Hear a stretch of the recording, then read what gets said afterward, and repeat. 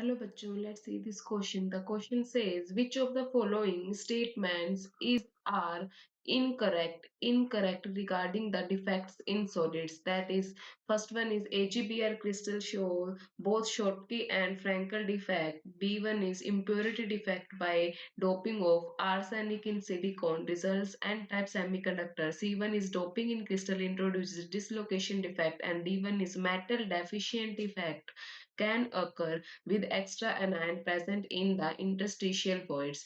तो फर्स्ट जो स्टेटमेंट है उसके अंदर क्या बोल रखा है हमें कि जो AgBr है वो दोनों शॉर्टकी डिफेक्ट और फ्रैंकल डिफेक्ट शो करता है। क्या दोनों शॉर्टकी और फ्रैंकल डिफेक्ट शो करता है। ये बिल्कुल करेक्ट ऑप्शन है बच्चे, करेक्ट स्टेटमेंट है कि AgBr दोनों डिफेक्ट जो है डिफेक्ट्स जो सॉलिड्स के अंदर होते हैं वो शो करता है। That is Schottky and Frenkel defect. And B B statement में हमें क्या गिवन है? बी स्टेटमेंट में हमें गिवन है इम्प्योरिटी डिफेक्ट बाय। अब हमारी ये स्टेटमेंट तो क्या हो गई, बिल्कुल करेक्ट हो गई है, फर्स्ट वन इज। और अब अगर हम सेकंड इक्वेशन देखें, सेकंड स्टेटमेंट देखें तो उसमें क्या गिवन है कि इम्प्योरिटी डिफेक्ट क्या है, by doping of arsenic in silicon results in N type semiconductor. ये स्टेटमेंट भी बिल्कुल करेक्ट है, ये भी सही है। फर्स्ट वन और बी वन भी सही है। कैसे? ये बात कर रहे हैं यहाँ पे किसकी डोपिंग की बात हो रही है, बी स्टेटमेंट में किस किस की डोपिंग की बात हो रही है, दैट इज सिलिकॉन। और सिलिकॉन की हमें पता है सिलिकॉन की वैलेंसी कितनी होती है, सिलिकॉन की वैलेंसी होती है 4, है ना। और अगर आर्सेनिक की बात करें, आर्सेनिक की वैलेंसी होती है, आर्सेनिक की वैलेंसी होती है 5, है ना। तो अगर हम आर्सेनिक सिलिकॉन को डोप करेंगे किससे, डोपिंग का मतलब क्या होता है कि कोई भी इम्प्योरिटी ऐड करना किसी भी क्रिस्टल लैटिस में, किसी भी इंट्रिंसिक सेमीकंडक्टर में। तो अगर हम सिलिकॉन को डोप करेंगे किससे, आर्सेनिक से, तो हमें जैसे कि पता लग रहा है कि 1 इलेक्ट्रॉन क्या है, एक्स्ट्रा है।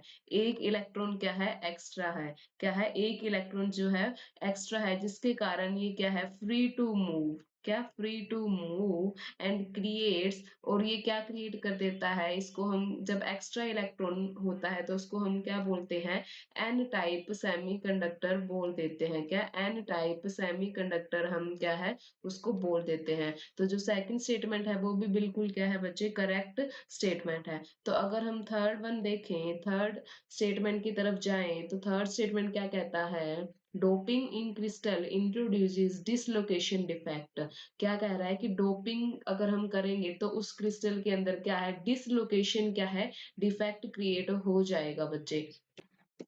तो बच्चे यहाँ पे अगर हम बात करें कि डिसलोकेशन डिफेक्ट क्या होता है, डोपिंग का हमें पता है कि डोपिंग का मतलब होता है कि कोई भी इम्प्योरिटी बाहर से ऐड करना किसी भी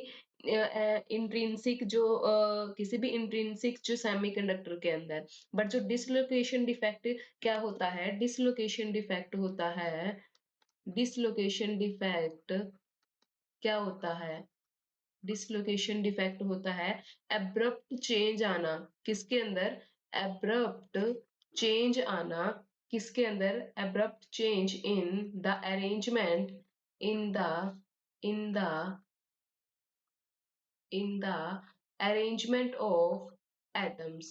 कोई भी सिस्टम हमें दे रखा है, उसके अंदर कोई भी डिफेक्ट, अगर डिसलोकेशन डिफेक्ट तभी होगा जब उसके अंदर एब्रप्ट एकदम से चेंज आ जाए, किसके अंदर, अरेंजमेंट ऑफ एटम्स। जो भी किसी भी पर्टिकुलरली किसी भी तरीके से अगर उसके अंदर एटम्स अरेंज है, उसके अंदर अगर चेंज आ जाए, और जिसके कारण क्या हो, इस एब्रप्ट चेंज के कारण क्या होता है कि एब्रप्ट चेंज के कारण जो मूवमेंट होती है ना, किसकी, मूवमेंट ऑफ डिसलोकेशन, एटम्स जो है वो डिसलोकेट हो जाते हैं। मूवमेंट ऑफ डिसलोकेशन क्या करता है, एटम्स को अलाउ कर देता है, क्या अलाउ करता है, टू स्लाइड, क्या है, फिसलना। स्लाइड का मतलब क्या होता है कि फिसलना स्टार्ट कर देते हैं, ओवर ओवर क्या, ईच अदर, एक दूसरे के ऊपर क्या है, फिसलना स्टार्ट करते हैं। ठीक है बच्चे। तो इस इस डिफेक्ट को हम क्या बोलते हैं, डिसलोकेशन डिफेक्ट बोलते हैं। तो इन्होंने बोल रखा है क्या, डोपिंग इफेक्ट क्या है, वो एक डिसलोकेशन डिफेक्ट जब हम डोपिंग करते हैं तो वो क्या डिसलोकेशन डिफेक्ट बन जाता है। तो ऐसा कुछ भी नहीं है, डोपिंग के अंदर हम किसी भी चीज की इम्प्योरिटी का एडिशन करते हैं, क्या करते हैं, एडिशन करते हैं। बट डिसलोकेशन डिफेक्ट की खुद की एक अलग से प्रॉपर्टीज होती हैं कि वो अब्रप्ट चेंज दिखाता है अरेंजमेंट ऑफ एटम्स के अंदर। ठीक है बच्चे, तो ये जो स्टेटमेंट है C1 वाली, वो क्या है, बिल्कुल इनकरेक्ट है। क्या है, इनकरेक्ट है। अब हम फोर्थ स्टेटमेंट पे आते हैं। फोर्थ स्टेटमेंट क्या बोल रहा है कि metal deficient defect can occur with extra anion present in the interstitial void. क्या कह रहे हैं, हमें एक तो मेटल का है डेफिशिएंट डिफेक्ट बनाना है।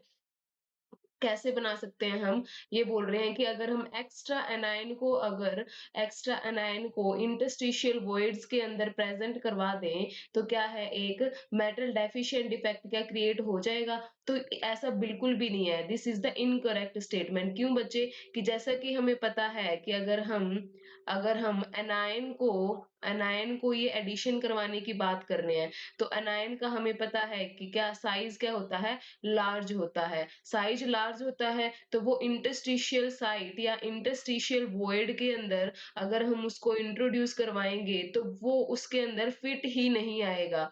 क्या है, डजंट फिट नहीं होगा उस इंटरस्टिशियल वॉइड के अंदर। और अगर इंटरस्टिशियल वॉइड के अंदर फिट ही नहीं होगा बच्चे, तो वो एक मेटल डेफिशिएंट डिफेक्ट नहीं बन पाएगा। ठीक है बच्चे, तो हमें इनकरेक्ट स्टेटमेंट्स बतानी थी, इनकरेक्ट डिफेक्ट बताना था, डिफेक्ट्स जो होते हैं सॉलिड्स के अंदर। तो हमारा करेक्ट ऑप्शन कौन सा हो जाएगा बच्चे, that is our C and D statements correct correct answer. और आंसर में हमसे क्या पूछा है, इनकरेक्ट स्टेटमेंट्स पूछी है। तो C and D are correct answer for this question. I hope you understood it well. Best of luck.